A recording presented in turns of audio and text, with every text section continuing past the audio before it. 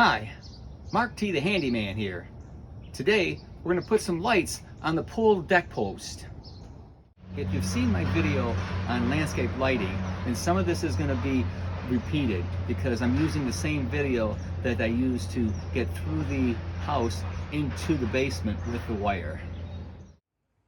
So the first thing we need to do is to figure out where are we going to put the timer and how do we get the wire from the timer outside. So in our basement we have this utility room which has the hot water tank and a utility sink. And I'm thinking that the best spot for us to go is up here, right about up there in between these two pipes, okay?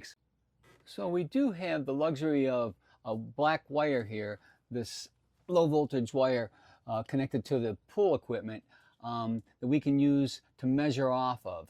And we'll just keep the same level and just measure off maybe about 8 inches. Okay, so about 8 inches from that wire is right about there. So that's where we're going to drill. But we're going to go into the mortar part of it.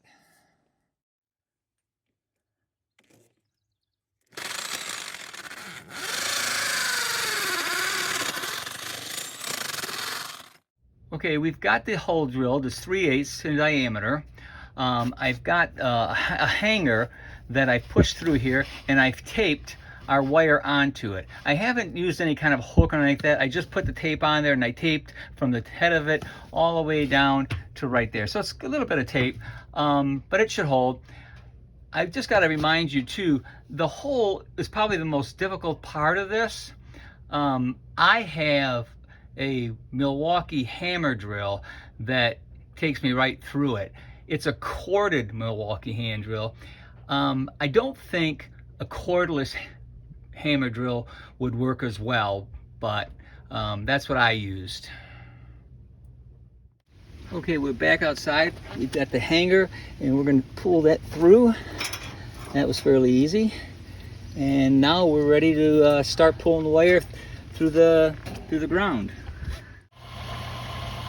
Okay, so we got the wire outside of the house, and then it's going to follow the gas piping for a little bit, but then I connected to the bottom of the aluminum siding, and I walk that all the way down until we get to the rain gutter from the roof. Now we're going to take it all the way down the retaining wall until we get to the pool. So now we've got the wire coming out of the house, going on the ground, heading down towards the pool. What we need to do now is to bury that line. I would recommend just taking a small hand rake and rake it maybe 2-3 inches deep at the most. You know, you don't have to go deep. And just put the wire in there, cover it up, and let grass grow on it. It should be fine. This is low voltage wiring, 12 volts.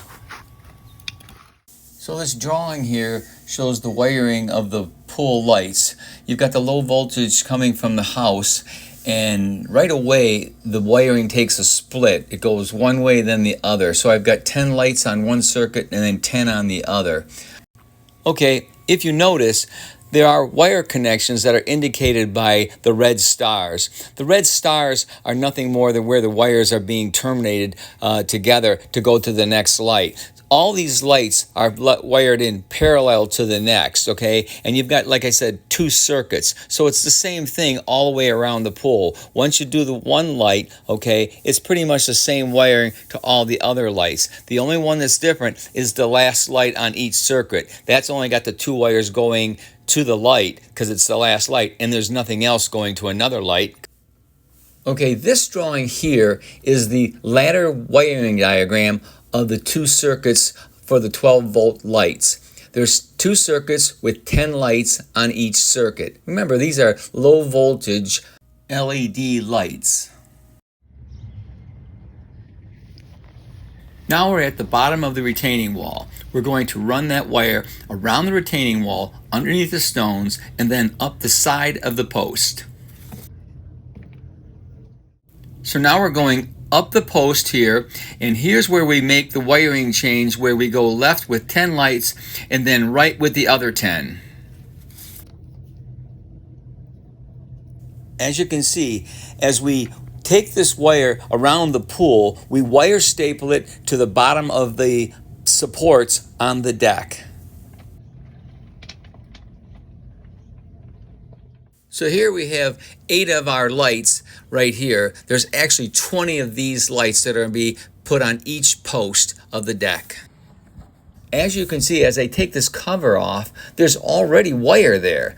The reason that is when I had the deck built, I knew I'd be putting new lights on, so I had the deck builder put the wire through this hollow container that is covering the deck post. It makes it a lot easier. It can be done after the fact, but it's easier when he does it before we're going to do this.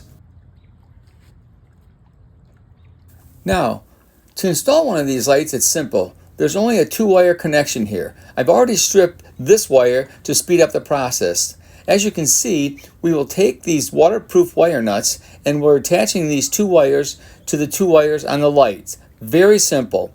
We're going to do this at every single light.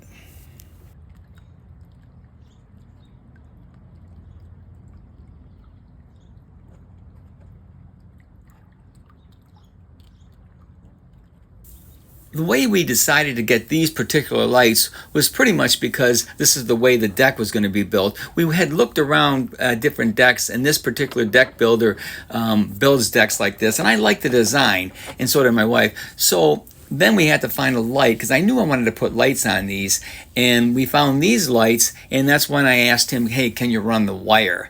As you look down the deck, you can see how they're spaced out and how they'll provide light at night. The next step is where we're going to put the timer. We have the luxury of having this blank 2x4. That's where we're going to put the timer. So I've put these 2 screws on this 2x6, and that's where we're going to mount the timer. Okay, on the back of the timer, we have these 2 mounting slots right there, and that's how this is going to go up there. They just basically fit on those screws, and let's see, where is it? There we go. And that's that. Now we just have to bring the wire from the outside back into here so we can connect them up. Okay, so we got the outside wired and buried. Now we're going to terminate the wires inside the building here at the timer. Fairly easy. On the bottom of the timer, they have a little panel here that slides out so you can get your wires in. There is no polarity on these. Okay, and they gently slip in very easily. Tighten it up at the Phillips head.